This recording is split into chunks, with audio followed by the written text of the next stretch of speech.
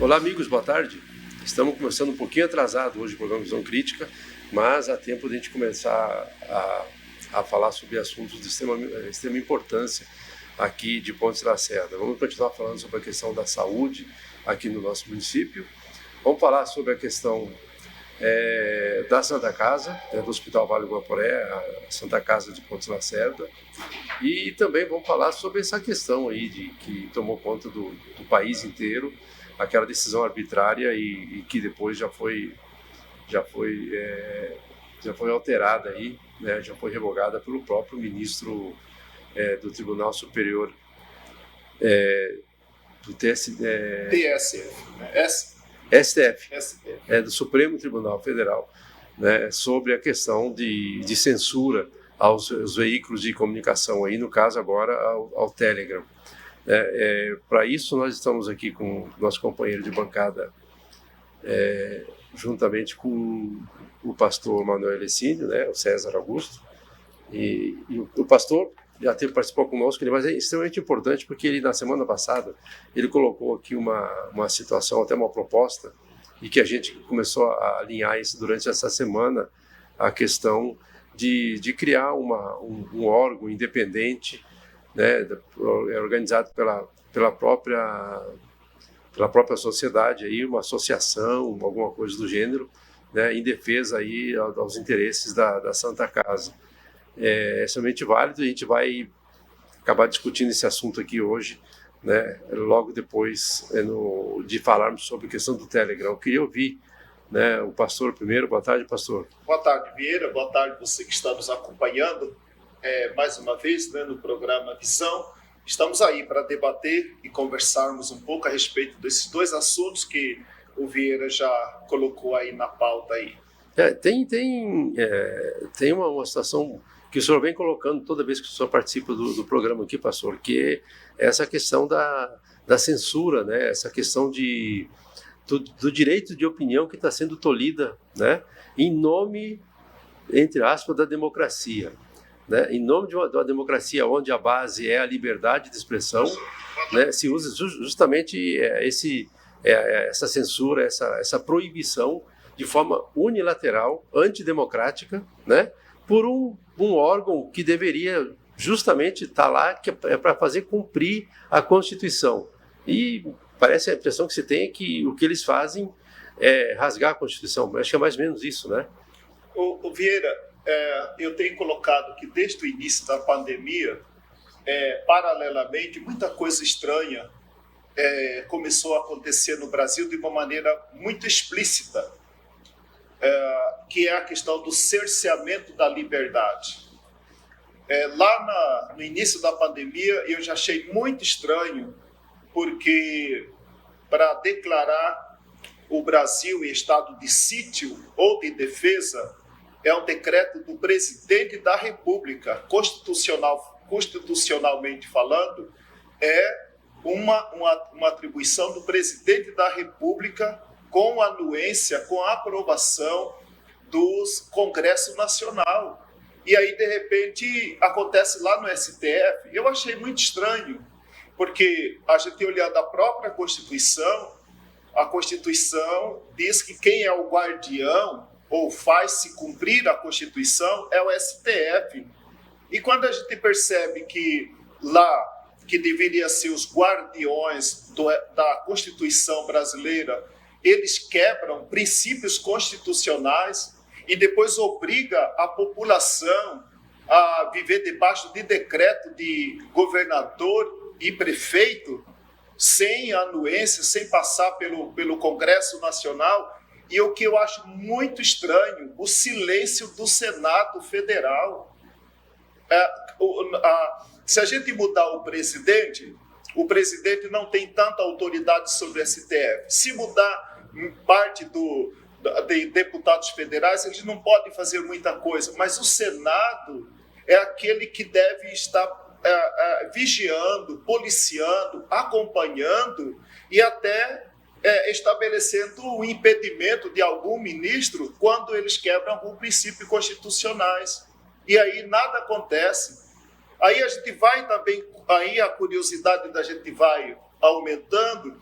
Aí eu descobri que cerca de 80% dos senadores, eles têm alguma delicadeza, algum cuidado, para não usar outra palavra, de não fazer nada contra membro do STF, porque cerca de 80% dos senadores atuais, ou eles têm alguma coisa com dependência com o STF, processo, ou ele tem algum processo de interesse dele no STF. Então, ele sabe que, por duas razões, ele pode perder. Pode perder sendo processado, ou pode perder algum processo que é de interesse deles, que está lá na mão dos ministros.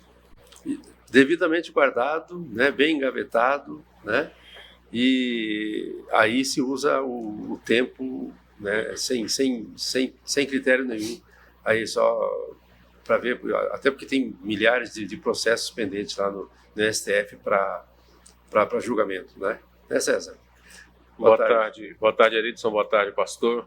E eu fico imaginando daqui uns meses, quando o ministro Alexandre de Moraes vai ser o presidente do STF. O e STF, aí, né? Perdão. Uhum. E aí, como é que vai ficar essa novela Alexandre de Moraes versus Bolsonaro e outros políticos que ousarem, né, a ser contra esse cidadão brasileiro? Aí eu quero saber como é que vai ficar daqui uns meses. Eu vejo que na verdade, o César, olhando assim de maneira bastante clara, tem interesse certo e definido. Não é plural, não, é singular. Né? É um contra o outro. Não tem. Né? Eu ouvi agora, dias atrás, não sei se corresponde à realidade, eu acho que o Wellington Fagundes, como senador do Mato Grosso, poderia vir a público e falar, onde ele elogia Lula. Ele diz que é de centro, mas ele elogia Lula. Né? Então, a gente já sabe. Né? Já sabe mais ou menos. Aí o nosso candidato a deputado estadual da região também diz que ele está em dúvida. Nunca foi tão claro se posicionar. Porque é bem claro, não existe terceira via. Existe uma via A e B. Né? Aí veio o nosso candidato e disse que ele está aguardando para se posicionar. Eu, como cidadão, já me posicionei. Um defende liberdade de expressão e outro já declarou muitas vezes a regulamentação da imprensa. A regulamentação. Eles vão regular, eles vão dizer o que nós podemos falar num programa como esse, como deve ser o seu jornal. Né? Então não tem tanto mistério, não tem tanta dúvida assim para que nos leve a uma reflexão profunda. Né? Eu acho que nunca foi tão claro se posicionar como hoje está claro. Mas o que a gente precisa também dar uma olhada, pastor e César, é que do jeito que a coisa está andando, né, dá para perceber também o seguinte, que a própria imprensa, eu não sei se vocês já pensaram sobre isso, a própria grande imprensa, tá, tem interesse, de certa forma, na regulação da mídia. Da mídia. Porque até antes de chegar, até antes do advento da internet, com esse peso todo que apareceu, né, quem dava as cartas, quem fazia, quem eram os formadores de opinião, era só a grande imprensa. Aquilo que a Globo falava lá, aquilo que a Bandeirantes falava, o próprio SBT falava a nível nacional, era o que contava, era o que pautava. Era o que contava. Hoje não. Hoje o que pauta é a mídia social, então fugiu até do por controle. questão de força. Antigamente você tinha um pensamento assim, não passou na Globo ainda, pode ser que não é verdade. Sabe, o público, no modo geral, tinha esse costume. Hoje tem jovens aí de 15 anos, formador de opinião, e tá lá dando a sua opinião e com vários seguidores, e os políticos estão aí, comendo na mão desse povo. Então, hoje é uma coisa incrível como acontece isso. Basta você abrir uma conta no Facebook, né? Você já está com diploma de jornalista na mão, porque você emite a opinião que você quer, você fala o que você quiser, você discorda do que você quiser, né? A partir de simples fato de você conseguir o login e senha ali. A partir dali você é o jornalista e você tem um veículo de comunicação para você. Então, fugiu, né? Vieira, não sei se vocês perceberam também que logo no início da pandemia, a imprensa majoritária, podemos assim dizer, né, ela seguia os dados, as informações do Ministério de Saúde, mas logo encabeçado pelo Grupo Globo, eles organizaram o consórcio, eu acho que é CNI, Consórcio Nacional de Imprensa. Então, quem está no consórcio? Então, quem está no consórcio está dizendo para mim, nós temos a notícia oficial. Fora disso daqui, coloque sob suspeita, porque pode ser fake. E mesmo que seja fake, quem vai determinar o que é fake e o que não é fake? Se eu falar alguma coisa que ofenda qualquer pessoa aqui, ela já está resguardada por lei e pode me processar por calúnia, por difamação e por injúria. Então, quer dizer, o órgão, eu fico muito preocupado quando alguém vai regular isso. Quem vão ser os reguladores? Os checadores? Isso aqui, né, nós três aqui estamos emitindo opinião. De repente o César se levanta para ser um checador. E aí eu não sei o que está por detrás do César, do interesse dele. Porque a verdade, ela não é jogada, ela é construída. A verdade, se você quiser levar em direção, por exemplo, a um candidato A, você vai construir narrativas sempre favoráveis para esse candidato A e denegrir a imagem do candidato B. As verdades do Brasil, elas não são apresentadas, elas são jogadas de acordo com o momento. Se é mais favorável projetar você, então todos nós vamos projetar você. E queimar o César, nós vamos queimar o César.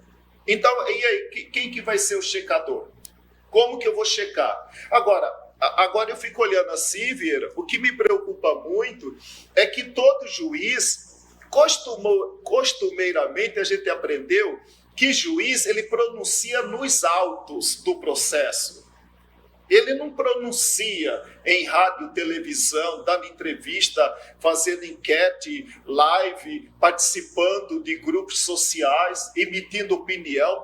Ele se pronuncia nos autos do processo. Você quer saber o que o juiz pensa a respeito desse processo? Leia os autos do processo. Mas isso é muito fácil, né, pastor? Hoje, todo mundo sabe que tem 3 ou 4 ministros do STF lá, que são claramente contra o Bolsonaro, contra o presidente Bolsonaro, são claramente, já disseram isso, fazem, só falta fazer campanha contra isso, mas de forma muito clara, não só no STF, como no STE também, no Supremo Tribunal Eleitoral. Ele já tem um candidato. Então, né? Pois eles deveriam, se eles fossem, né, dessa forma como o senhor colocou, e é a forma correta, né, de não se pronunciarem, se preservarem, porque eles são julgadores. Sim. Né? Eles deveriam se sentir impedidos de qualquer decisão dentro do Supremo que envolvesse o presidente, porque são claramente contra. Né? Mas quem vai impedi-los? Então, o Senado age? O Senado age? Agora, era para ser, né?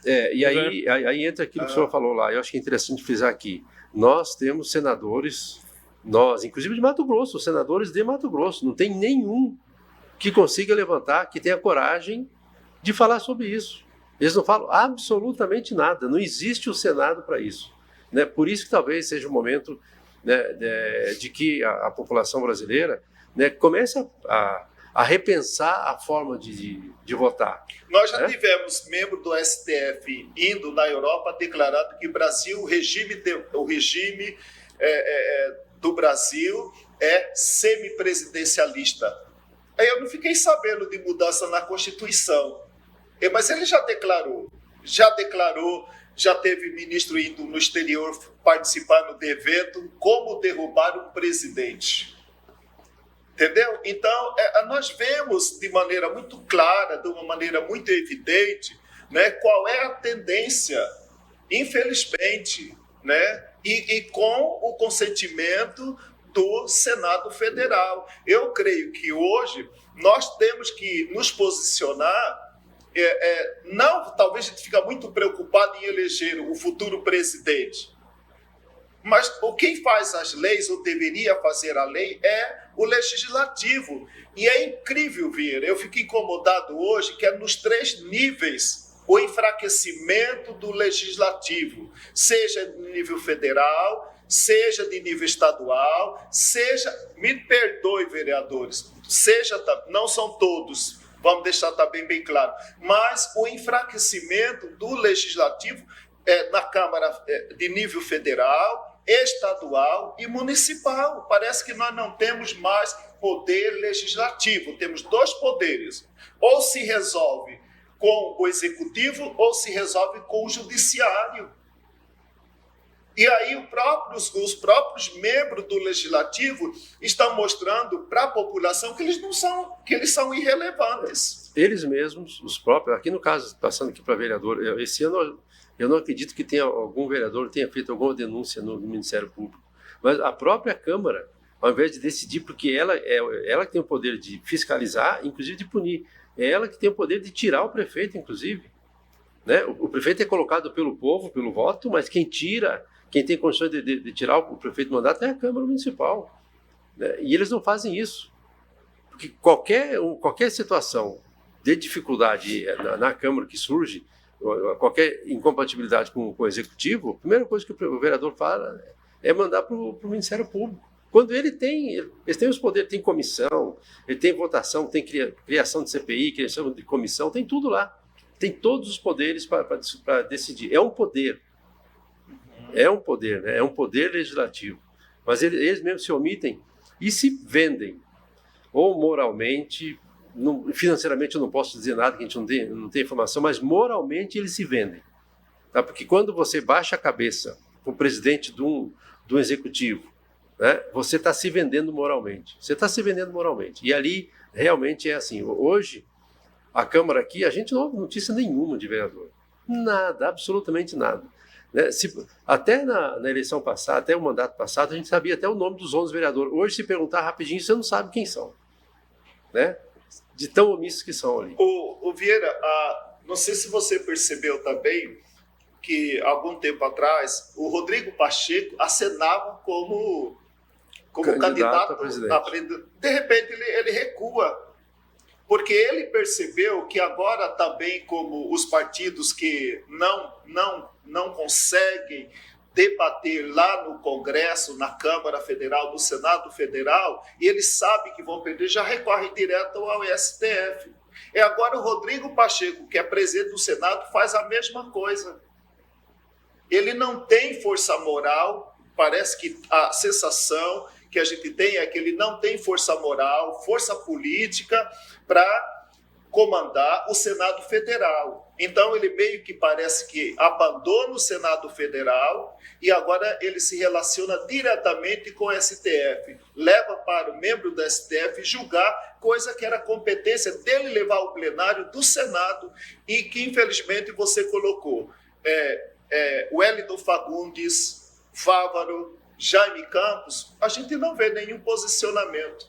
Por que não se posicionam diante desse quadro de quebra constitucional que está acontecendo no Brasil? Por que não se posicionam? Porque eles nem foram privilegiados, e o foro privilegiado significa o quê? Que qualquer ação contra eles vai direto para o Supremo.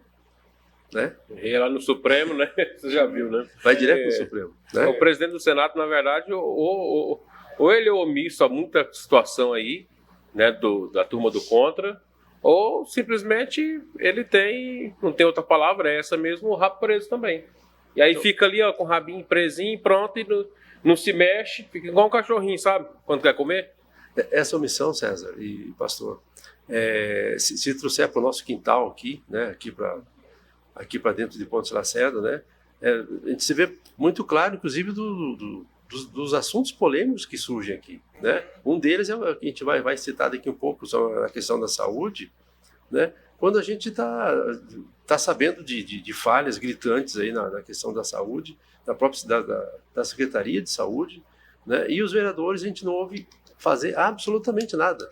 Pode até que tenham pedido alguma informação, tá, mas a gente sabe que não vai dar nada. Mas eles vão pedir informação para dizer, eu solicitei, de repente pode até chegar no plenário lá para dizer, eu pedi documentos para a gente analisar e tal, mas a gente sabe que não vai dar nada. Mas pediram, entendeu? Dessa vez agora. Pois é, mas assim...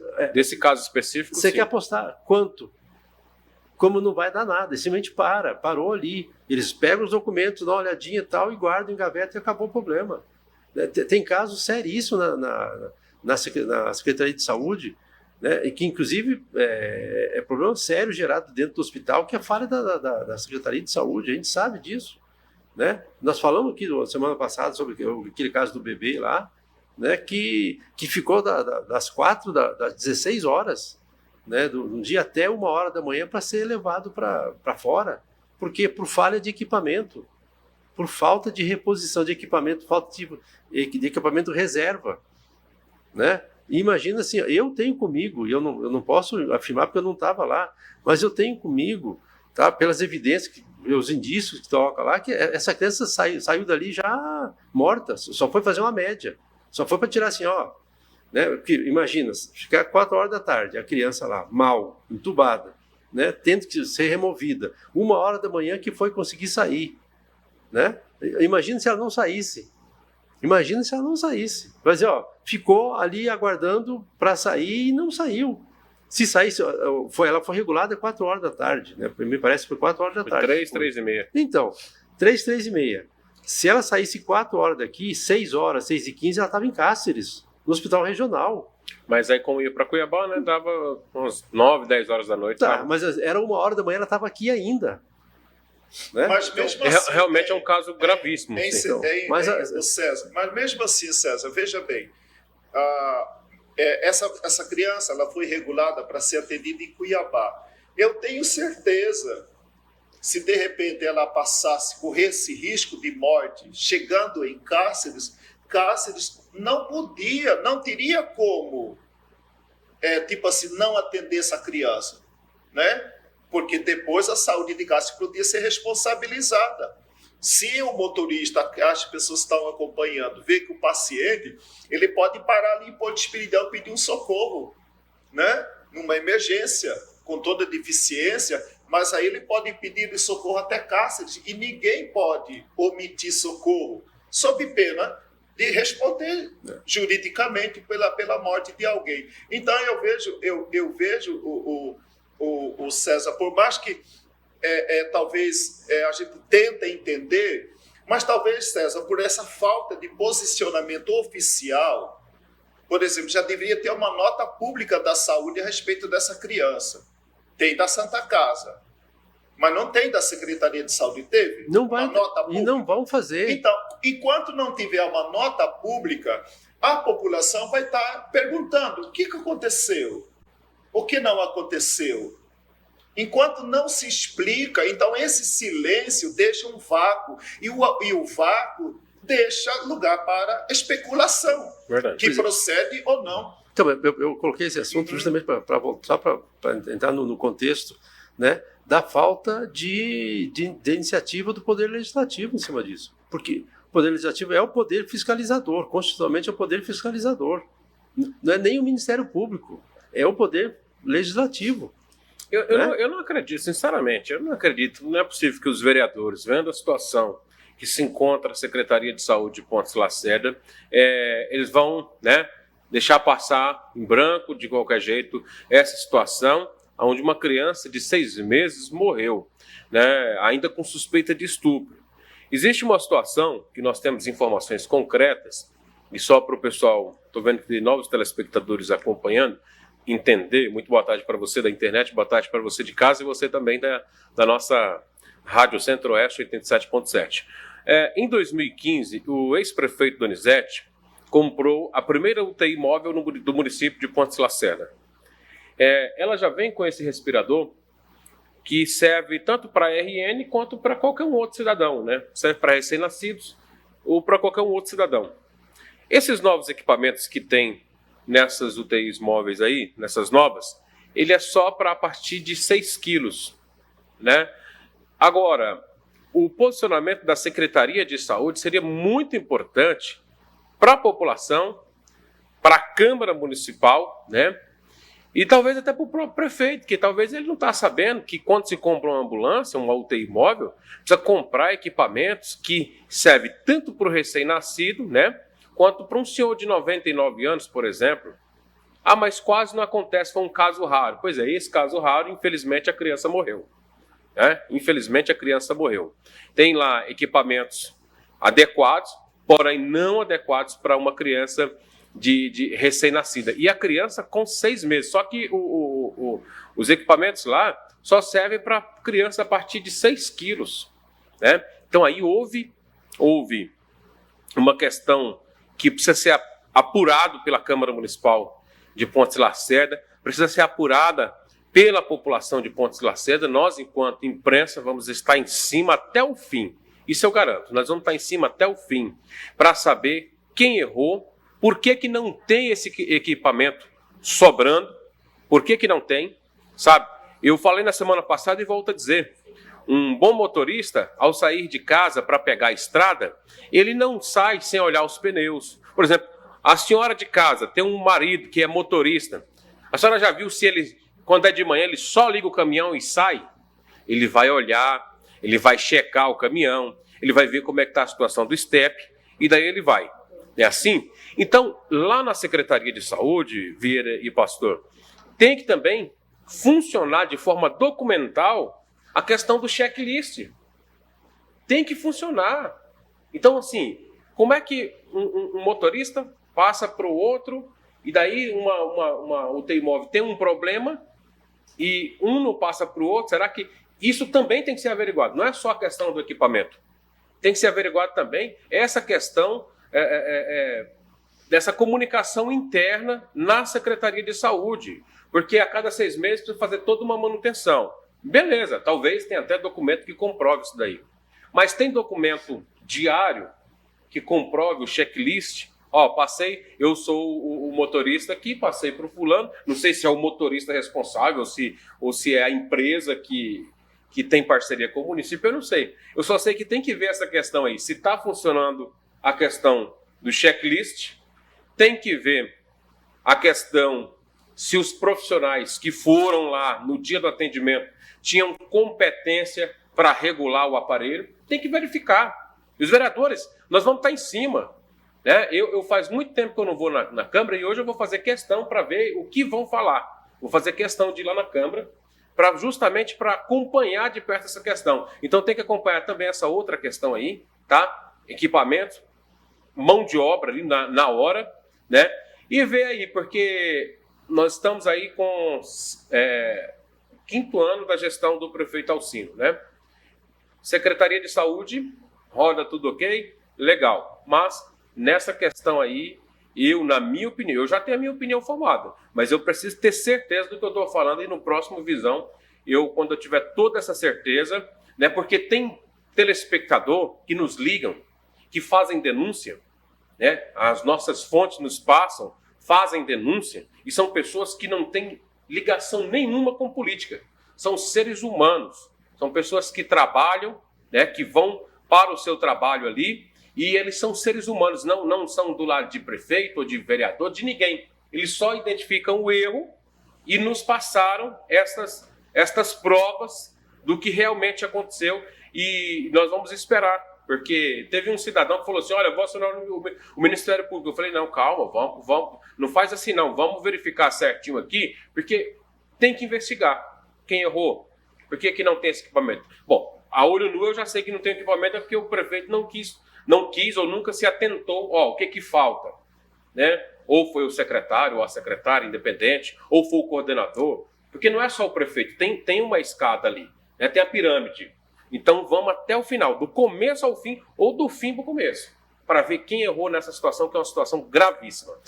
Inclusive, a propósito disso, a gente pode até passar já para o próximo assunto, que é a questão da Santa Casa. A importância, né, realmente da sociedade, né, da sociedade começar a tomar pé de forma independente do executivo, do legislativo. Infelizmente, tem que partir para esse lado, né? Eu acho que aquela opinião que o senhor colocou foi iniciativa sua, exclusiva sua, né, de se criar uma associação ou um órgão, seja o que for, né, em defesa da Santa Casa, que na verdade é em defesa da saúde, né, de Pontes Lacerda. Eu acho que é muito importante, pastor, até para poder tirar, assim, porque hoje a gente sabe claramente o seguinte: o Conselho Municipal de Saúde é um conselho da sociedade, né, mas da sociedade, entre aspas, porque os que são colocados ali são todos colocados, todos não, mas a maioria, até por questão de votação mesmo, que lá é questão de voto, né? Então, lá a composição do conselho é para aprovar tudo aquilo que o executivo manda. E não é para analisar nada. A gente vê, eu tive acesso às atas lá, né, pouca coisa se discute mesmo lá com relação à saúde, de forma institucional. O que se coloca ali é só... o executivo manda alguma coisa, vão votar. O executivo manda um negócio, vão votar. Né? Essas coisas fora do contexto ali da parte oficial não são colocadas. Né? Então, eu acho que a gente precisa justamente isso. Pessoas totalmente isentas, né? E que tenham a disposição de ajudar. Ô Vieira, a gente pensando sobre essa questão, né, da nossa valorosa, somos muito gratos a Deus, né, pela existência da Santa Casa com todos os seus defeitos, mas é melhor com ela do que sem ela, né? E somos muito gratos a Deus. Quantas vezes vários cidadãos, talvez todos nós, já recorremos à Santa Casa, né? E somos muito gratos. Ela é muito preciosa para o nosso município, não só para o nosso município, para a nossa região. Então, o que a gente percebe é que o nosso desejo, quando a gente propôs de formar uma comissão civil, claro, né, a gente também não vai fechar a porta para alguém desconfiando que fulano tem pretensão política para isso ou para aquilo. Não, eu não estou aqui para julgar, o importante é você ajudar. Tenha interesse político, não tenha, tenha interesse empresarial, não tenha, isso não vem o caso. O caso que nós acho que devemos focar é resolver a questão da Santa Casa. Santa Casa, até hoje, ela é uma entidade privada com fins lucrativos? Não é.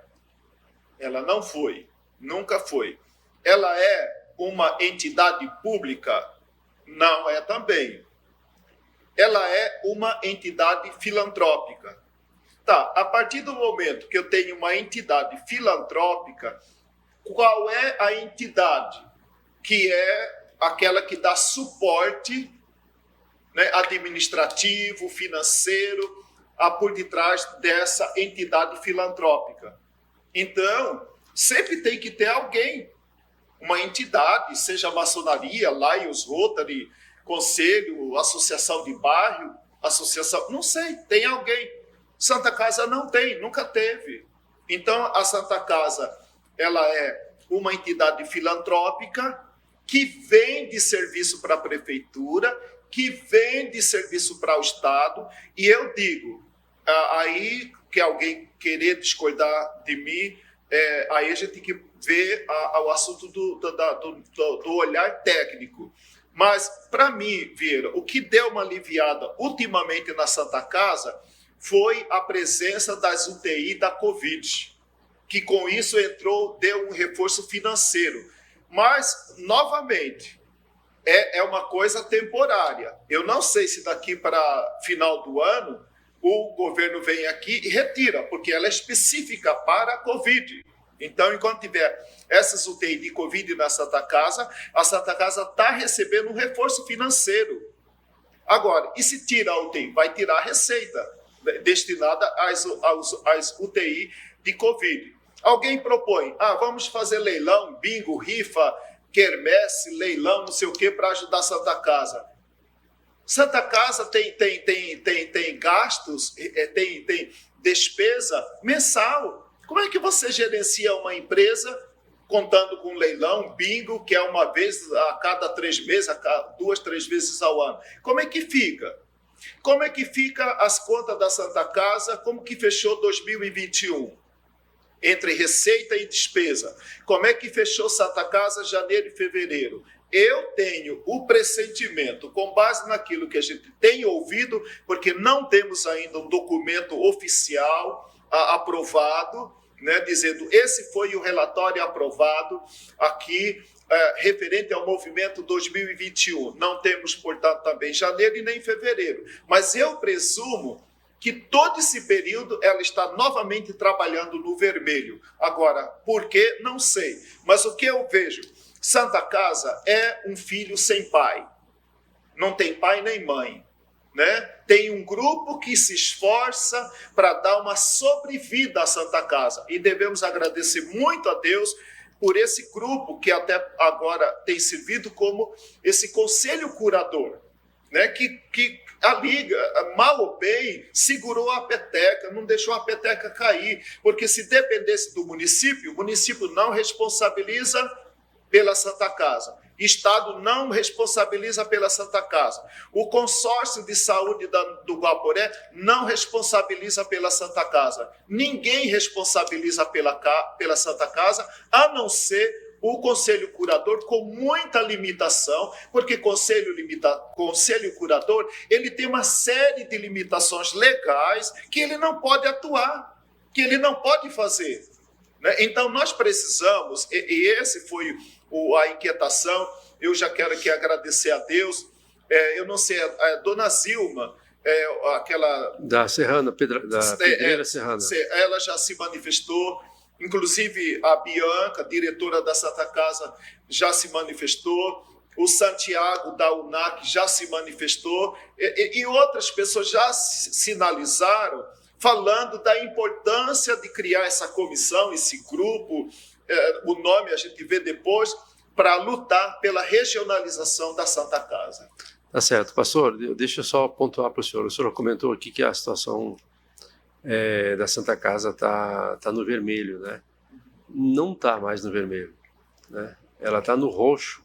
Eu não sei se tem alguma cor mais forte do que o vermelho nessa história, porque ela continua deficitária em torno de 100, 120, 150 mil por mês, inclusive janeiro, inclusive fevereiro. A informação já foi dada pela própria diretora financeira, que continua dando prejuízo todo mês.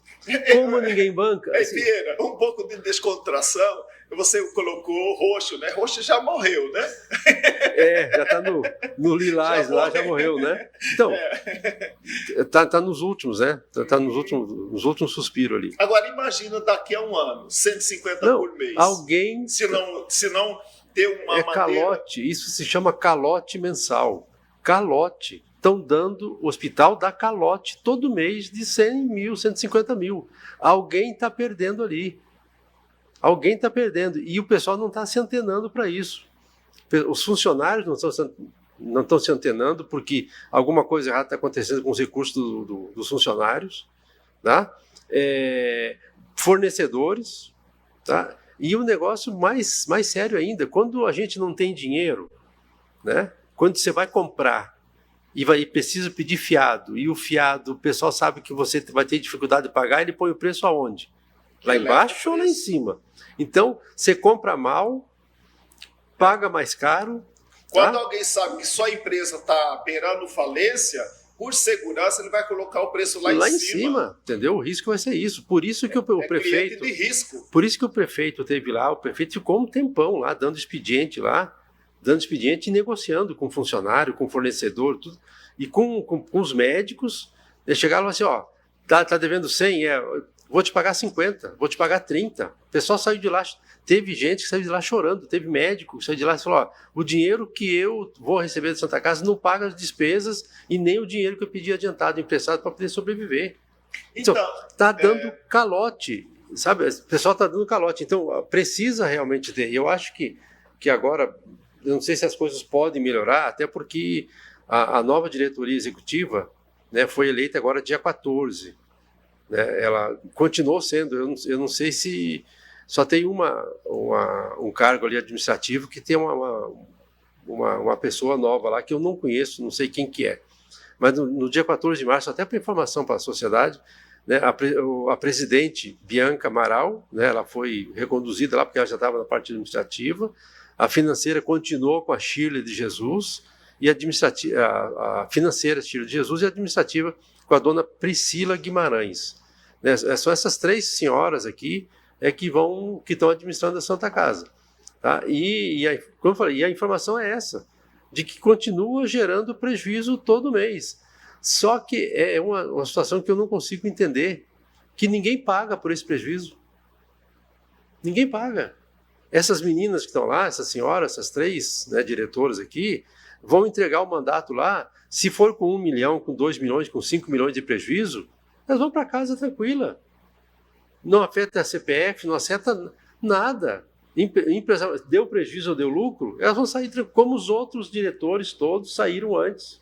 Não tem nenhum diretor que a gente sabe que está respondendo o processo porque gerou prejuízo para a Santa Casa. Não tem.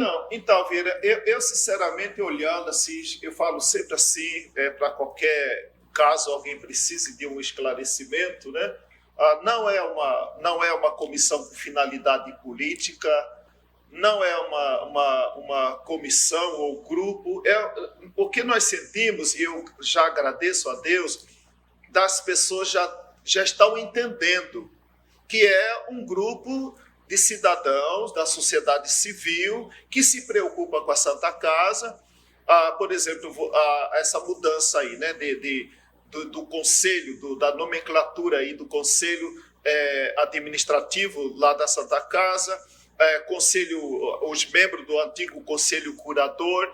Eu creio que está aberto para todos nós. Quanto maior número de gente a gente conseguir agregar, né, e trabalhar, nós precisamos encontrar uma alternativa.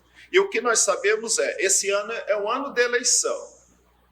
E eu falo sempre assim, Vieira, com todo respeito, mas eu falo com muito carinho. Eu acho que fazer política, um deputado falar que quer ser eleito porque vai trazer emenda parlamentar, trazer esmola.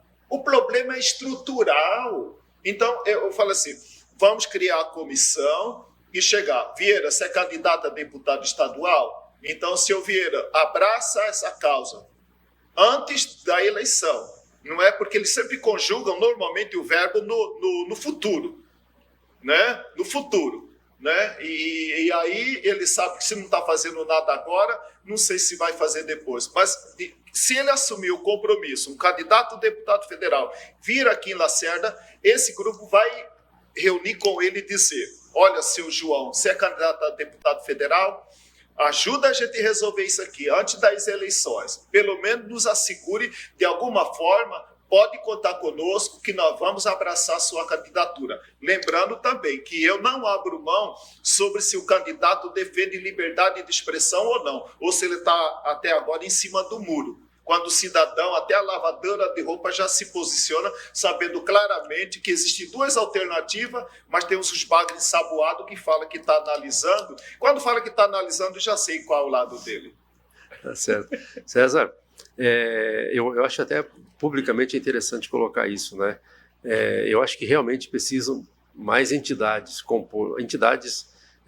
que se comprometam a participar efetivamente do Conselho de Administração da Solvay, né, de quem administra o hospital, né? Hoje é um conselho porque a Solvay não é mais uma sociedade de beneficência, porque perdeu a razão, perdeu o sentido, né? Então o novo estatuto está alterando é uma associação de entidades. Aí, Vira, aí que vem uma preocupação, e justamente para fortalecer a ideia da comissão. Olha só, antes tinha uma fundação que não existe mais, depois tinha uma Solvay que agora não existe mais, e eu fico com medo, se a gente não conseguir articular para resolver esse negócio agora, eu tenho medo que daqui a pouco nós vamos mudar o nome de novo dessa entidade que dá suporte, porque na verdade o tamanho importa, claro que importa, é muito bom, quanto maior o grupo discutindo o assunto Santa Casa, melhor, né? Porque nas multidões dos conselhos, das ideias, a gente vai encontrar uma alternativa. Agora, a gente vive um período, Vieira, parece que é um cerceamento, onde as pessoas estão sendo desconvidadas a não participar. Então, aí vem, você fala assim, nós vamos fazer uma audiência pública para discutir a saúde. Ah, discutir a saúde? Agora você quer discutir a saúde?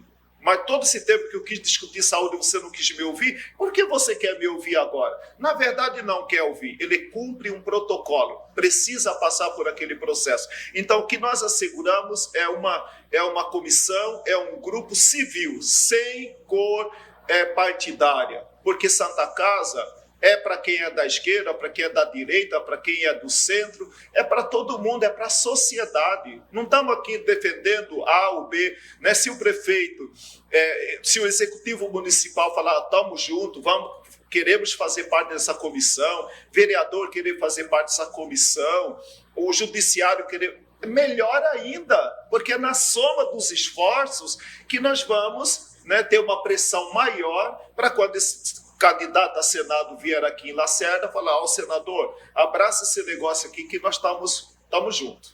Tá certo. Bom, se eu conseguir interpretar o que o pastor está colocando aqui, gente, fica aberto para toda a sociedade, para as pessoas que quiserem participar, né, de uma associação, é isso, né?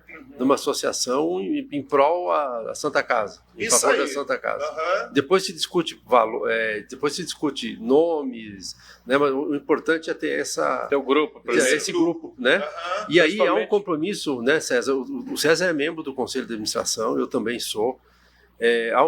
A gente pode fazer um compromisso, até porque é público, de todos os documentos que forem, que surgirem para o Conselho serem passados para análise e para conhecimento dessa associação, até mesmo do Conselho Fiscal.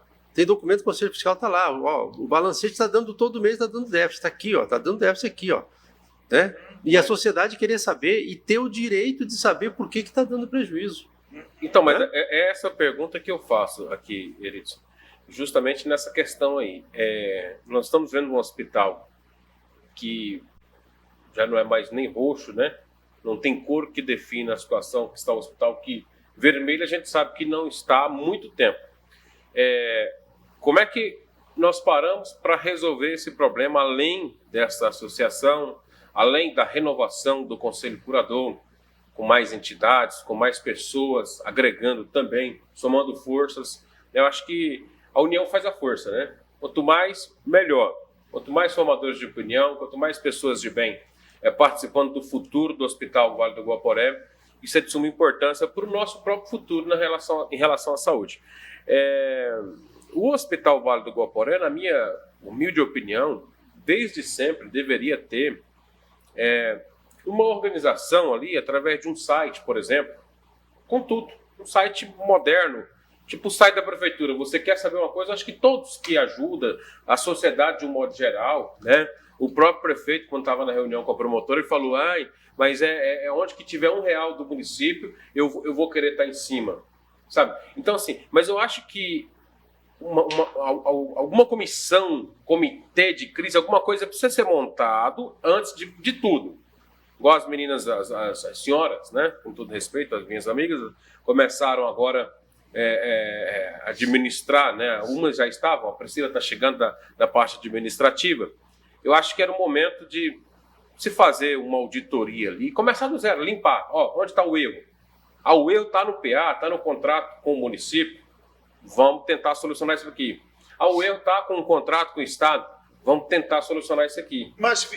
Achar o problema, detectar, mas tem que detectar, não é só falar. Não tem que detectar. Há anos que se sabe disso, César. Só falar não vai adiantar. Quantos anos nós estamos falando aqui? César, mas tem um detalhe que nós devemos nos atentar. Por exemplo, o município, vamos hipoteticamente falando, o município compra X de serviço da Santa Casa. Passando por Santa Casa, um morador de Campo de Julho, de Comodoro, ou daqui do próprio município. A Santa Casa fala, não, o município comprou e dá para eu atender 200. É muito complicado, César, sabe por quê? Porque o hospital não pode deixar de socorrer esse cidadão. Ele vai lá no Ministério Público, o Ministério Público dá prazo dia e hora para a Santa Casa. Então, ele não pode. É a mesma coisa. Eu compro de você para atender 200. Aí você fala assim, pastor, já deu 200 dia 15. Então, dia 15, segunda quinzena, o hospital não vai funcionar. Não pode, não tem como. O hospital é obrigado por lei a atender. O governo comprou X, dá direito a 300 consultas. Tá, mas se precisar de 350, quem paga essas 50? Ninguém paga. Mas ninguém consegue atender ninguém de graça. Mas, pastor, foi aí que o senhor falou no início mesmo, que ali é uma entidade privada. Filantrópica, mas privada. Privada significa particular. Simplesmente assim. Quando é público é diferente. Há um PSA, né, o PSF, né, o SEM. Quem chegar lá tem que ser atendido. Porque órgão público. Agora, é privado, acabou. Se o senhor tem lá 2.500 procedimentos por mês para atender, que é o compromisso, que é o dinheiro que o município passa para o hospital. É aquele valor. A partir daquele dia não se atende. Agora, vai dizer, pô, mas é assim? Bom, aí entra justamente assim, ó. É a falta de planejamento, de programação do contrato. O senhor tem que colocar uma margem ali. O senhor sabe que assim, ó, eu não posso atender só 2.500, mas se tiver 2.520. Se a garrafa vale entendeu? 100, eu vou vender por 100. É assim que está acontecendo. Tem que, não, tem a margem, tem. Essa margem que é no contrato. O município tem que dizer assim, Porquinho, se houver um excedente, como é que vai resolver isso? O município vai dizer, não, então eu vou pagar esse excedente assim, assim, assim, assim. Ou eu não vou pagar o excedente você encaminha volta para o PSF. Agora, essa coisa, isso é matemático, é de administração de empresa. O que não pode, justamente, ali não é um órgão público. Para chegar assim, ó, quem chegou lá tem que ser atendido. Não. Porque tem município que não tem hospital, e como é que faz?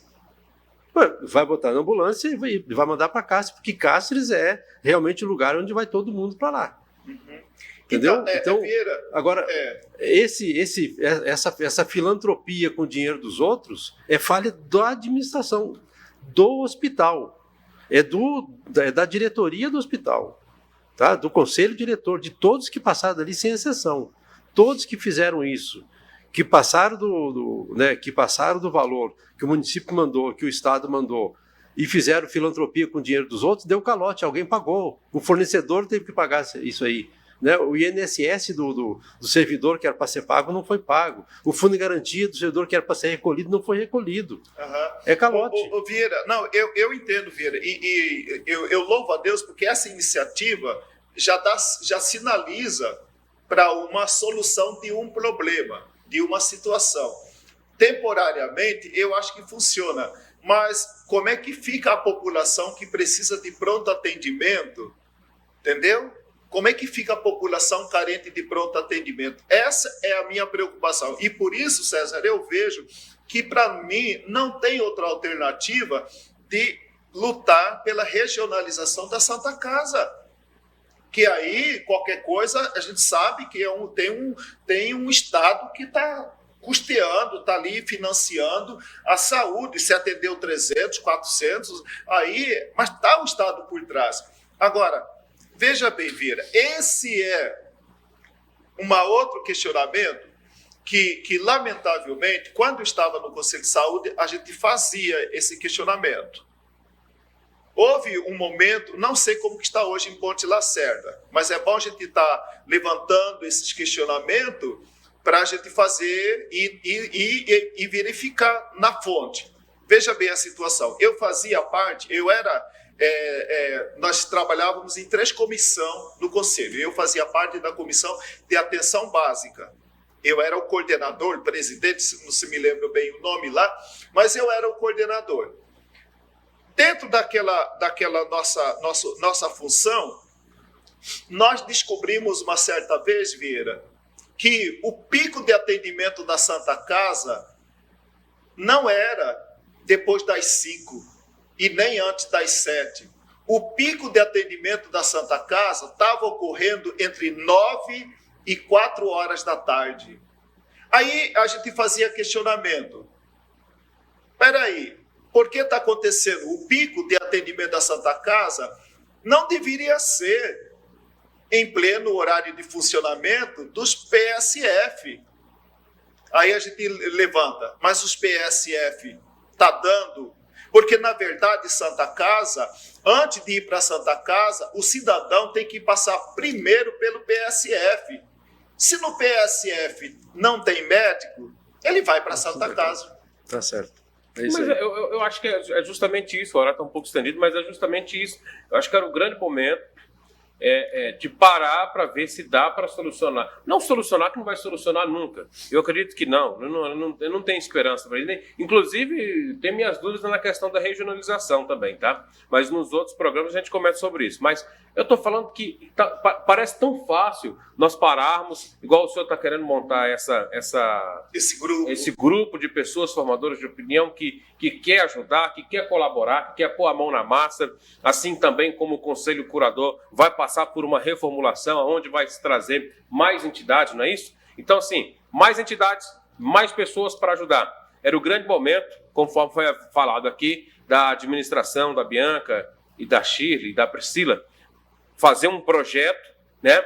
Ouvir quem entende do assunto sobre a questão do hospital, e nós, que somos do Conselho Curador, o pessoal desta associação, desse grupo de pessoas, né, começar a cobrar para a saúde funcionar do jeito certo, que é a pessoa ir direto no PSF ou ESF, né, primeiro lá, posteriormente para a Santa Casa, começar a fazer um estudo, todo um levantamento para fazer a engrenagem rodar do jeito certo, porque assim, a engrenagem está enferrujada, está parada, sabe, não roda de jeito maneira. E aí fica esse déficit de 100 mil, 150, todo mês. Até porque não tem. Por isso que eu falo, grande parte é responsabilidade da diretoria da Santa Casa. Tá? Primeiro, porque gera o prejuízo. Segundo, não tem nem atendimento mais particular. Imagina um hospital, o único hospital da cidade, né? Porque o São Lucas praticamente não está atendendo, não tem atendimento particular. Tem pessoal que não precisa pagar plano de saúde, não precisa pagar nada, vai tudo pelo SUS lá. César, é economicamente viável um hospital. Se não fosse assim, São Mateus não estaria hoje com a estrutura que está. Santa Rosa não estaria com a estrutura que está, e atendem também o SUS. Tá? Fêmea não estaria com o jeito que está. A Mecor não estaria do jeito que está. Jardim Cuiabá não estaria do jeito que está. Tudo que o hospital, quando bem administrado, tá? Você consegue fazer isso. Então, você consegue fazer. O que na verdade... Falta gestão mesmo. Falta de gestão. Não tem outro nome. Então, Vieira, mas aí que eu falo assim, ou César, que seja regionalização para o Estado cuidar, porque a Santa Casa é um hospital regional, sim, aqui. Ela é um na hospital, prática ela é, sem a participação financeira dos outros municípios. Então fica fácil, né? O cara adoeceu, eu mando lá para o Vieira cuidar, mas você mandou dinheiro? Você está dando um suporte aqui? Então, por isso que eu creio, Vieira, na regionalização via consórcio. Né? Um esforço desses 10 municípios, somar esforço. Se somar esforço e dar certo a regionalização pelo polo, pelo consórcio, pode vir de São Domingos, pode vir, porque São Domingos está participando financeiramente. Agora, quando a gente coloca aqui, por exemplo, a Bianca fazer estudo... Não, sim, com certeza, deve fazer sim. Deve ter uma previsão, uma noção mínima. Sim, tudo bem. Mas só que eu falo, Vieira, quem dá o suporte técnico tem que ter um grupo de técnico que orienta, que fiscaliza. Eles não têm. Elas não têm. Do jeito que está, não tem. Pessoas voluntárias que querem ver a coisa funcionar, mas que, na verdade, não tem tempo, não tem remuneração e, muitas vezes, não tem conhecimento. Não estou dizendo que é problema do Conselho Curador anterior, não. São pessoas de boa vontade, mas, muitas vezes, para gerenciar uma empresa, boa vontade não resolve. Eu posso ter boa vontade, mas se eu não tiver conhecimento técnico, pode me botar para operar essa mesa, eu não vou dar conta. Então, o que na verdade seja agora com essa proposta, que eu creio já ajuda um pouco, mas para mim a solução é a regionalização. Agora, de que maneira? Aí nós vamos trabalhar e vai acontecer, se Deus quiser. O senhor falou assim o senhor falou assim, que não era problema do Conselho Curador. Foi problema do Conselho Curador, sim. Tá? Foi problema do Conselho Curador, sim, que era o órgão fiscalizador. Hoje eu faço parte e daqui para lá é diferente. Enquanto eu estiver lá, eu penso diferente, sabe? E como também foi problema de diretor que entrou ali, diretorias que entraram, e só fez, sabe? Virou essa bola de neve que está aí. O momento de nós pararmos para resolver isso aí é agora. É aproveitar agora. Como é que um prefeito lá de Comodoro vai dizer assim, vou colocar um dinheiro lá no Hospital Vale do Guaporé, se não tem sequer uma organização? Não tem uma organização. E me prove o contrário, que tem organização aqui. Não tem. Não tem um trâmite legal que mostra, olha, é isso aqui e tal. Com o próprio contrato com o PA, é essa bagunça que é o hospital que não tem condição e o município escorando nas costas do hospital e das entidades que ali estão. É isso que acontece mesmo, sabe? Paga pouco.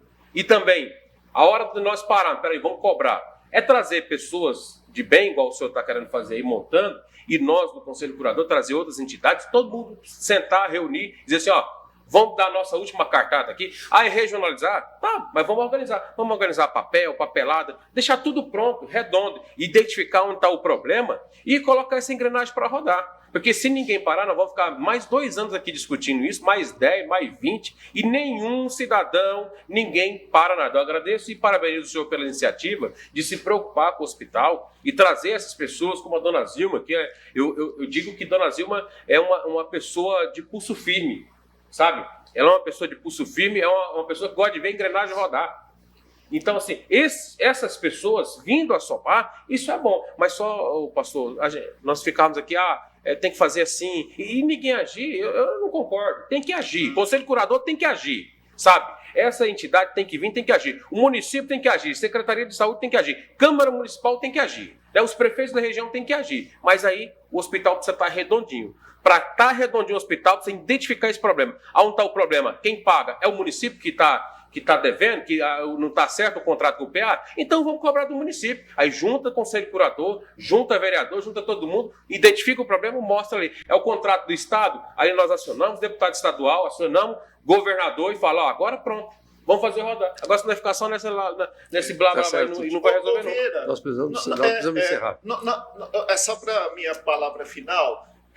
Vamos fazer uma promessa para quem está nos acompanhando. Dessa semana a gente comunica, não sei se já podemos anunciar aqui, de repente lá na Associação Comercial, quinta-feira, que hora, ou você acha melhor a gente deixar, depois o SBT anuncia, a gente convoca aqui através da imprensa? Eu acho que pode ser, talvez, assim, até para a gente saber quem são as pessoas que estão interessadas, e entre em contato conosco, entre em contato com o senhor, entre em contato com o SBT, né? A gente já vai montando, né? Já fica sabendo quem são as pessoas que estão interessadas, né? Para facilitar. E a gente se compromete a todo dia no jornal, daqui até quarta e quinta-feira, divulgar isso aí, né?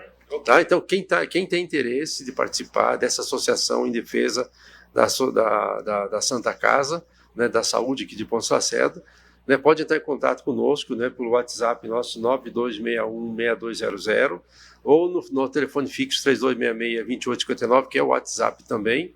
Tá? Coloca dizer que está à disposição, que a gente vai buscar, a gente vai entrar em contato, né, e aí nós vamos marcar um dia certinho e tal para a gente começar a articular isso aí e organizar. Beleza? Pode ser assim? Beleza. Tá bom. Obrigado, gente. Obrigado, pastor. Obrigado, César. Eu só quero... Tá o tempo estourado, mas eu preciso dar um recado aqui bem interessante para você que é empreendedor, tá? Que gosta de desafio, gosta de trabalhar em equipe, gosta de um salário variável, tá? E a Gazin hoje, que é a melhor empresa para se trabalhar no varejo brasileiro, aqui a nível nacional, está selecionando currículos, tá? Para o seu banco de currículos com vagas em aberto, tá? Para contratação imediata, tá? Vá até a Gazin do centro em horário comercial, fale com o Ednei ou com a Bruna, tá? E que você vai ter uma oportunidade excelente, né, de ganhar um bom salário e trabalhar numa empresa, né, de primeira mão, aí, uma das empresas que já é reconhecida nacionalmente como uma das empresas de melhor para se trabalhar no varejo, tá certo? É especial esse convite, tá? Nós não vamos ficar divulgando na nossa grade de programação, não. É só para o pessoal que assiste o Visão Crítica. A gente sabe que são pessoas diferenciadas, tá bom? Obrigado a todos vocês, obrigado a você que ficou conosco até agora. Mesmo com o tempo estourado, a gente volta semana que vem, se Deus quiser. A todos nós, uma bela semana.